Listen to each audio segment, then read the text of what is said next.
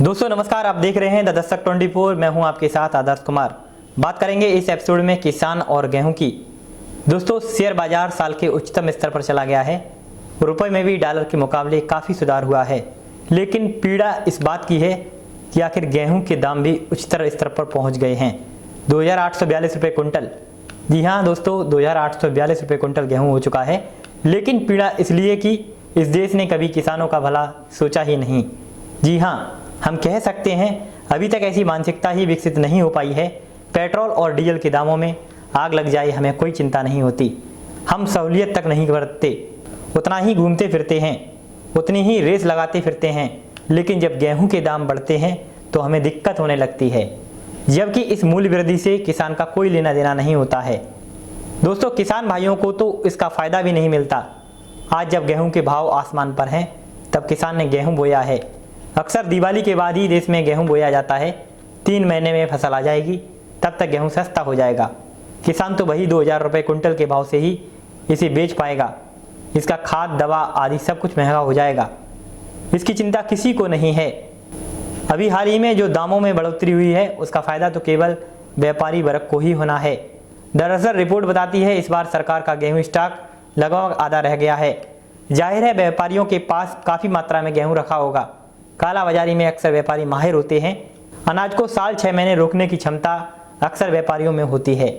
तो अब इसी का उन्हें इंतजार था और बढ़ गए गेहूं के भाव। बल्कि कहा यह भी जा सकता है कि व्यापारियों ने अपना मुनाफा बढ़ाने के लिए गेहूं को इस स्तर पर पहुंचाया है। अगर सरकार अपने हिस्से की पूरी खरीदी कर लेती तो यह दिन देखने को नहीं मिलता। जहां तक सरकार की खरीदी के हाल हैं वे तो असहनीय पीड़ा से गुजरने जैसे होते हैं।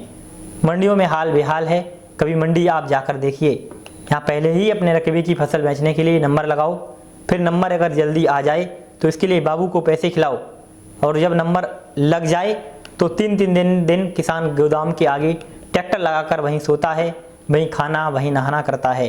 फिर भी खरीद मंडियों में कानों में जूं तक नहीं रेंगती।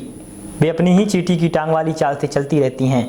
यहाँ तक कि थक हार कर किसान उन दलालों को भी पैसा खिलाता है जो उसका गेहूँ तौलते हैं, और यह पूरी प्रक्रिया फिर दलालों की पूजा अर्चना करने के बाद ही संपन्न होती है। इससे किसानों का उत्पीड़न हो रहा है।